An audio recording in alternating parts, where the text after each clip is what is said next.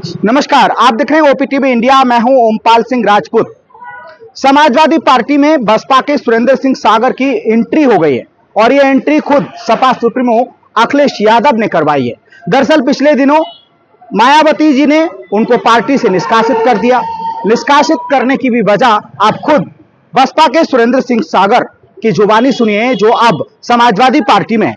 हमने उनसे खास बातचीत की है जिसमें उन्होंने एक एक सवाल का जवाब दिया है और उन्होंने रिश्ते और पार्टी की अहमियत को बताया कि पार्टी बड़ी है या फिर रिश्ते। आप खुद सुनिए मेरे 15 मिनट के इस खास बातचीत में। अब चूंकि 4 दिसंबर को जो पार्टी हाईकमान ने निष्कासन किया था, उसके बाद सब परिस्थिति बदली।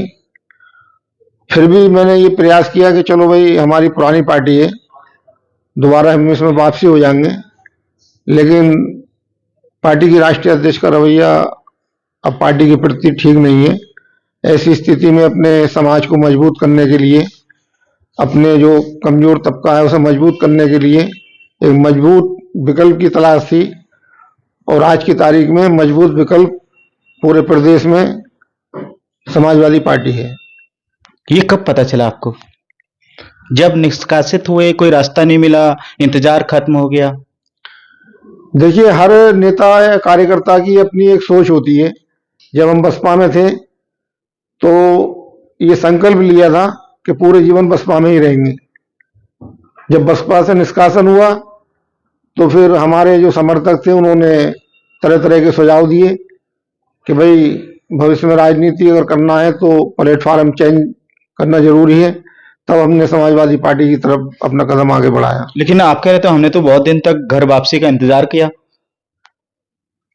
देखिए, घर वापसी का इंतजार इसलिए किया कि बसपा हमारी एक प्रिय पार्टी रही है।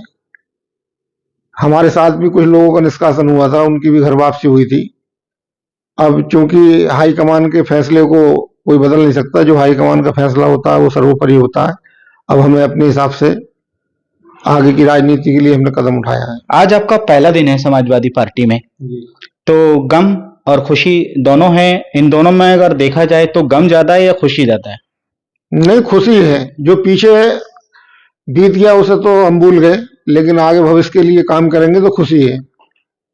आपको मालूम है कि ये गढ़ और घर उत्तर प्रदेश में नहीं बल्कि देश की राजनीति में आजम खान के लिए जाना जाता है। और बुरे वक्त में समाजवादी पार्टी की तरफ से अभी किसी ने कोई बड़ी पहल नहीं की। बातें तो बड़ी बड़ी खुद अखिलेश यादव जी की तरफ से हुई, लेकिन आंदोलन या जो उन्होंने कहा था वो कभी हुआ नहीं। देखिए, आजम खान साहब समाजवादी पार्टी के संस्थापक सदस्य हैं और हमारे उनसे संबंध बहुत अच्छे हैं।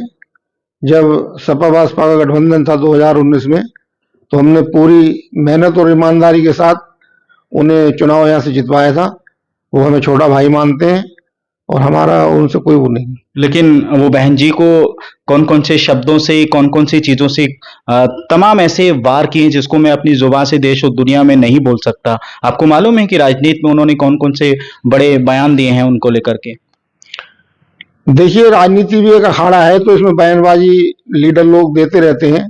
शब्द और शैली तो खैर संवैधानिक होना जरूरी होती है, चाहे वो कोई भी लीडर क्यों ना हो। बयान अगर दिया जाए तो संवैधानिक दायरे में ही दिया जाए तो अच्छा रहता है। एक चीज मैंने देखी कि बसपा में आप लोगों की बोलती बंद रहती थी। ऐसा लगता था कि अलीगढ़ का ताला लगा रखा है, बसपा का कोई भी लीडर बोल नहीं पाता था। समाजवादी पार्टी में हमेशा से ही बड़ी छूट मिली है, चाहे आजम खान हो, कई बार उनका नाम भी नहीं था स्टार प्रचारकों में या फिर वक्ता में, तो उन्होंने खुद जबरदस्ती बोलना बंद नहीं किया। उन्होंने कहा था कि सपा को हमने सींचा है। तो अब ये अभी आजादी आपकी मिल गई है। हर पार्टी की विचारधारा अलग अलग होती है। बसपा का जो अनुशासन था वो अलग था। उसमें पार्टी की राष्ट्रीय अध्यक्ष की अनुमति के बगैर कोई बयान नहीं दिया जाता था। जो आदेश वहां से मिलते थे उसी पे काम किया जाता था। समाजवादी पार्टी में अनुशासन अलग है, इसमें काम करने की स्वतंत्रता है, अपना सवालों के जवाब देने की आजादी है, इसमें कोई प्रतिबंध नहीं है और ये अच्छी बात है। आपके पास बीजेपी से कोई ऑर्डर वो नहीं मिला, कोई रास्ता? क्योंकि हर कोई तो आजकल बीजेपी में जाना चाहता है क्योंकि केंद्र और प्रदेश में सरकार है। देखिए, प्रदेश में और देश में भारतीय जनता पार्टी की सरकार जरूर है, लेकिन जो जन कल्याणकारी कार्य जनता के लिए करना चाहिए वो नहीं हो पा रहे हैं। उन्हीं की वजह से तो बार बार सरकार बन रही है। देखिए, सरकार आप भी जानते हैं उनकी वजह से नहीं बन रही है। जो प्रदेश में और देश में माहौल है, दो तरफ बांट दिया जनता को, मुस्लिम हिंदू मुस्लिम, इसकी वजह से ये सरकार बन रही है। बाकी जन कल्याणकारी कार्य इस सरकार में नहीं हो पा रहे हैं। आप बता सकते हैं कौन से मुसलमान को किसी योजना का लाभ नहीं मिल रहा है उत्तर प्रदेश में, या फिर कश्मीर से लेकर कन्याकुमारी तक कोई ऐसा राज्य जहां पर मुसलमानों को दूर रखा गया हो, उनको वो सारी चीजें नहीं मिल रही हैं जो दूसरे समुदाय को मिल रही हैं? देखिए, लाभ मिलना अलग बात है, क्योंकि इस देश में भारतीय संविधान लागू है और उस संविधान में जो अधिकार बराबर के सबको मिले हैं, उन अधिकारों से किसी को वंचित नहीं किया जा सकता। उसके तहत जो भी छोटी मोटी योजनाएं लाभ सभी को मिला है, ऐसी कोई बात नहीं है। फिर लेकिन जिस तरीके से 2014 में लोकसभा के चुनाव हुए और देश में भारतीय जनता पार्टी की सरकार बनी, तो उन्होंने ये घोषणा की थी कि प्रत्येक वर्ष हम 2 करोड़ युवाओं को रोजगार देंगे।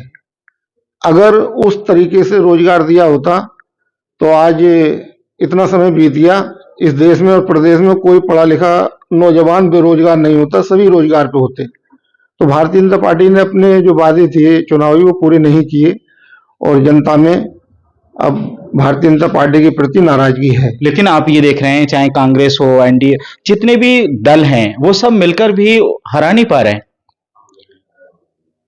देखिए, जिस पार्टी की सरकार देश में होती है तो कहीं ना कहीं पार्टी हर तरीके से सामदान दंड लगा के चुनाव जीतने का प्रयास करती है।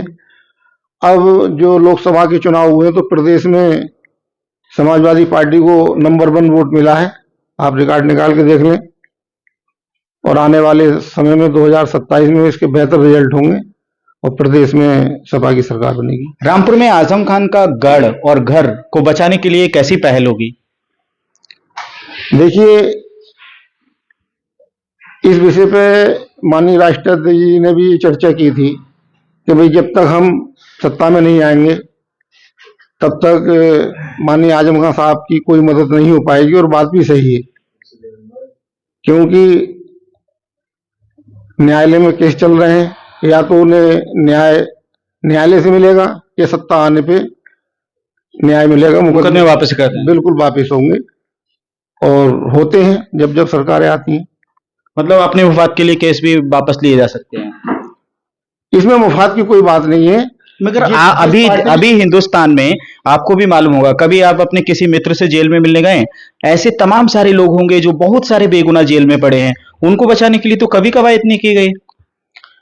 देखिए, ऐसा है, आजम खान साहब एक बड़े नेता हैं, ठीक है, पार्टी के संस्थापक सदस्य हैं, वो राष्ट्रीय महासचिव हैं, और सरकार ने एक टारगेट के तहत उनके खिलाफ मुकदमे दर्ज कराए हैं। तो सरकार से कोई नहीं लड़ सकता, जब सत्ता परिवर्तन होता तो सब ठीक हो जाता। लेकिन बीजेपी को घेरने के लिए अब कोई ऐसा दल नहीं बचा है जिससे गठबंधन करके बीजेपी को घेरने की कोशिश नहीं की हो, लेकिन सारी की सारी नाकामयाब रही हैं। देखिए, दल की कोई आवश्यकता नहीं है, जब जनता घेरना शुरू करती है तो सब ठीक हो जाता है। लेकिन जनता तो साथ है। हर व्यक्ति को भारत के संविधान में वोट की पावर है। अब वो जनाधार पहला जैसा नहीं है, जो भारतीय जनता पार्टी को जनादेश पूर्व मिला था वो वर्तमान में वो धीरे धीरे खिसकना शुरू हुआ है। तो इस बार 2027 के चुनाव में यूपी में आप जा रहे हैं सरकार बनाने के लिए? देखिए, जनता की आवाज है और पूरे समाज की आवाज है, सब समाज की आवाज है कि 2027 में इस प्रदेश में परिवर्तन ऐतिहासिक तरीके से होगा। तो रामपुर की कमान आपको जो सौंपी है, क्या जिम्मेदारी मिली है सब? देखिए, हमने अभी पार्टी की सत्ता ग्रहण की है, बाकी पार्टी हाईकमान का जो आदेश होगा, जो भी जिम्मेदारी मिलेगी उसे पूरी मेहनत और ईमानदारी के साथ निभाने का प्रयास किया जाएगा और अच्छे रिजल्ट देने का प्रयास किया जाएगा। रामपुर में समाजवादी पार्टी को कैसे मजबूत करेंगे, आपके पास कोई आइडिया? देखिए, समाजवादी पार्टी रामपुर में पहले से भी मजबूत है, और अगर मजबूत होती तो विधानसभा की सीट, लोकसभा की सीट तो अभी कैसे गई है, किन परिस्थिति में, ये तो आप जानते हैं। नहीं, अभी निष्पक्ष पार्लियामेंट का चुनाव हुआ है, यहाँ से समाजवादी पार्टी के सांसद जीत के गए और आने वाले समय में 5 विधानसभाएं यहाँ से जीत के जाएंगी, ये मेरा दावा है। तो उस दावे को करने के लिए अभी से कुछ प्लानिंग शुरू कर दी?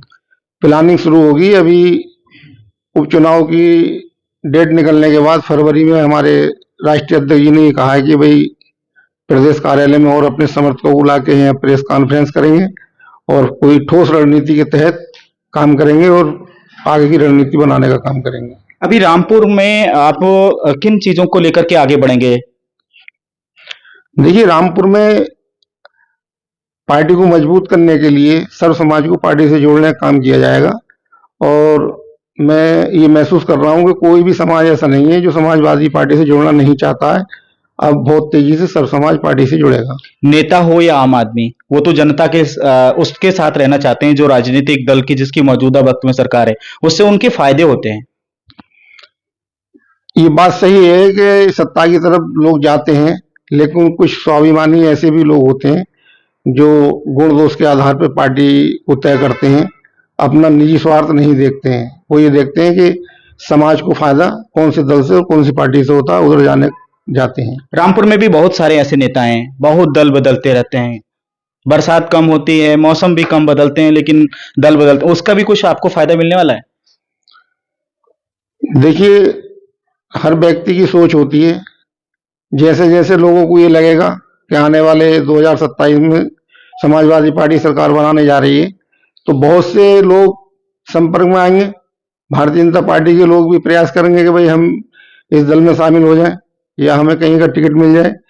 तो ये सब चलता रहता है, ये एक समाज का हिस्सा बन चुका है, ऐसी कोई नहीं। तो ये थे सुरेंद्र सिंह सागर, जो 30 वर्षों के बाद अब हाथी को छोड़ करके साइकिल का दामन यानी कि हाथ थाम लिया है। और अब देखना यही दिलचस्प होगा कि जिस तरह से उत्तर प्रदेश में साइकिल की गति को बढ़ाने के लिए सपा सुप्रीमो अखिलेश यादव और उनके जो परिवार के नेता हैं, वो भी लगातार उत्तर प्रदेश में रोज रोज चाहे ट्विटर के माध्यम से चाहे खुद जाकर के तमाम सारी चीजों को लेकर वो बोल रहे हैं कि हम वर्ष 2027 के चुनाव में यूपी के सिंहासन पर बैठेंगे। देखना यही दिलचस्प होगा कि जिस तरह से आज रामपुर में बसपा में दर्जा मंत्री रहे सुरेंद्र सिंह सागर ने जो फैसला लिया है, उस फैसले को लेकर कितना जमीनी तौर पर ये मजबूती से उभरेंगे और अपने मंसूबों में कामयाब होने के लिए आगे बढ़ेंगे। क्योंकि बहुत सारे ऐसे नेता हैं, जब समय आता है चुनाव का तो उससे पहले पार्टियों से कुछ लोग जाते हैं और कुछ आते हैं, लेकिन इनकी कहानी एक अलग कहानी है। दरअसल कुछ दिन पहले ही इनके बेटे का रिश्ता समाजवादी पार्टी के एक विधायक की बिटिया से हुआ और उसको लेकर ही बसपा सुप्रीमो नाराज हो गई, जिसकी नाराजगी को लेकर उन्होंने इनका निष्कासन कर दिया, साथ ही इनके कई साथियों का। हाल ही के दिनों में अभी इन्होंने पार्टी को अब सपा में ज्वाइन किया है, तो सपा में देखना ये दिलचस्प होगा कि कितनी मजबूती से आगे बढ़ेंगे और खुद सपा सुप्रीमो अखिलेश यादव के मान और सम्मान को आगे बढ़ाएंगे। इसी पर देश और दुनिया की नजरें बनी हुई है। ओपीटीवी इंडिया पर खबरों का सिलसिला लगातार जारी है। अगर अभी तक आपने हमारे चैनल को सब्सक्राइब नहीं किया है तो आप अभी कर लीजिए। और हाँ, क्या है हमारी खबरों को लेकर आपकी राय कमेंट्स बॉक्स में लिखना कभी ना भूलें। नमस्कार।